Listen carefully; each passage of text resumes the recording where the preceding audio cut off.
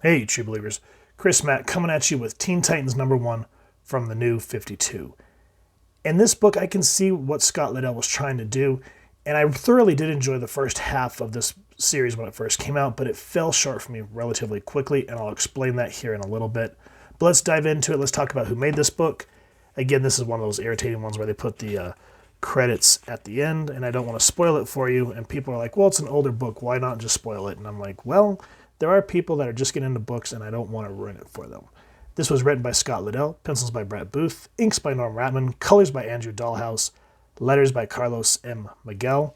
Here's everyone else working on the book, and I can't remember who initially created the Teen Titans. I can't remember that, but the team that made them relevant and sold like gangbusters throughout the 80s was George Perez and Marv Wolfman. 90% of the lore that you get with these, and if you watch Titans on HBO Max, all of their ideas are scattered throughout that book.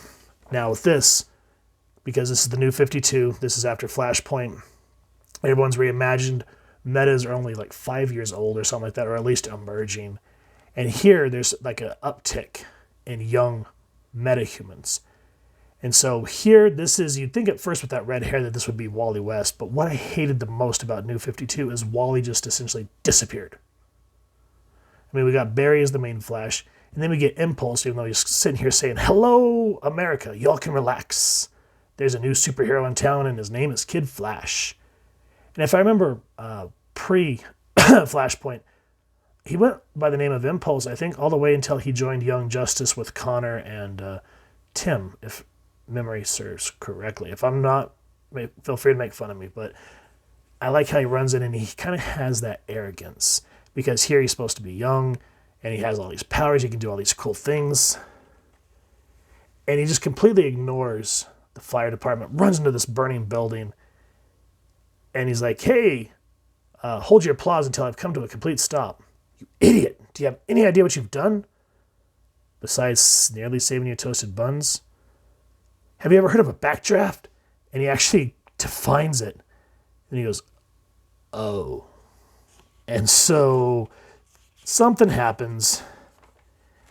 And here, what really makes this book shine for me is the fact that it focuses around Tim Drake and Red Robin. And I appreciate that Scott Snyder and the Bat team really didn't change a whole lot when the New 52 happened. Like what they were, essentially what Batman's lore was before Flashpoint kind of came into the New 52. Just they were all kind of younger. Tim became Red Robin after Bruce, quote unquote, died. Damian took up the mantle of Robin.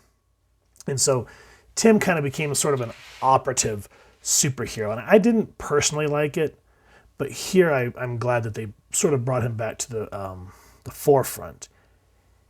And so he's kind of keeping an eye on all these upcoming young metahumans because there's an organization called Nowhere that is tracking him too. And then this teaser, this kills me because you see that we have Impulse. You only get a glancing thing of Static Shock. And then I hate that, I don't know if later down the road, because like I said, I stopped reading, but I hate that they did not have Raven. Because when Perez and Wolfman took over Titans, she was the one that formed them. Because she needed help. She saw what was going on with what her father was trying to do. And that was the whole reason of bringing the Titans back together after the first old run. So I really hate that they left out Wally. They left out Raven. They left out Corey and Donna. Which, I'm an old fart. I get it. But still. And here, but I like how the news reports are painting all these metahumans in a negative light. It was only a matter of time before they made their move. Or I make mine. Look what you started. Seriously. What were you thinking? Now, when they did Titans, and they made Dick this embittered policeman, I do not like what they did with Dick Grayson and Titans. They really should have stuck to this and used Tim instead. It would have made a hell of a lot more sense. But anyway, Nowhere comes, they're tracking him, and he goes, with all these metahumans, I thought that I was small fry. And so there's a really very cool James Bond moment. And I'm glad, too, when they did a Flashpoint, I'm glad that they got rid of the hood that Tim wore. Essentially, they got the initial idea of him wearing like a black hood, I think from Kingdom Come, from way back in the day. But I'm glad they got rid of it because it was just very cumbersome. I didn't like it. And the way that Liddell here introduces him, my name is Tim Drake. I used to be well known as the Robin, the Boy Wonder. No, I didn't come up with the name. I thought I'd left that world behind me. That maybe I could do more good from working in the shadows. Apparently I was wrong. I'm going to need help. So I'm glad with this book that it brings Tim back to the forefront of storytelling instead of being this operative that was kind of like, essentially, what was it? Grayson, Agent of Spiral, which was horrible. I did not like that run.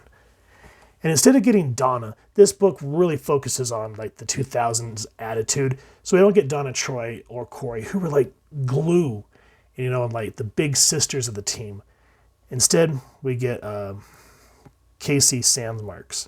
And I can't remember, I think she was in Young Justice, but she is a hothead. She basically jacks this car. Nowhere tries to pick her up.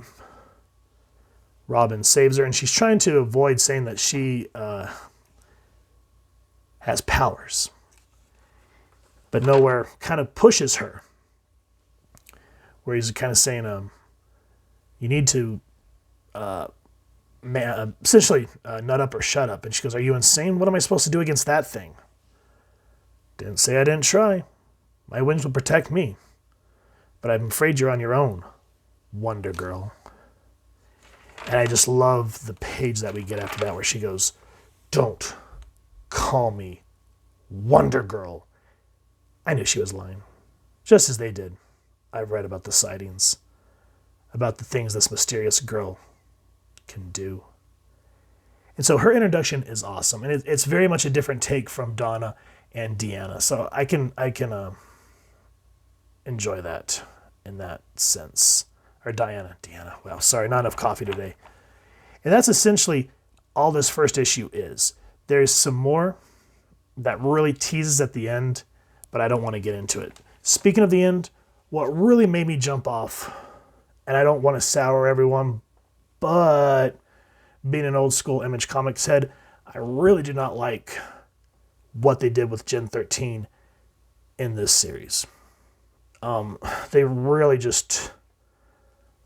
I got really embittered with what they did with Fairchild. I did not like what they did in this book. And if you guys have enjoyed this review and want to see more, then I will continue on, and you guys can see what I'm talking about. If you've enjoyed this book, please first and foremost support your local comic shop and see if you can still get a copy of #1. And if you've enjoyed this review, we really would appreciate if you take a moment to like, share, and subscribe. Helps the club channel more than you could possibly know. And if you wouldn't mind hitting that fancy little Robin bell next to subscribe, that way we can upload content, you guys will get notified. Come to the channel, and we love talking with y'all and hearing your thoughts and feedback down in the comments below or our social media pages, which I'll make sure to leave the links down in the description. So with all that said, thank you so much for stopping by. Hope y'all continue to have an absolutely amazing day reading, and happy hunting, true believers.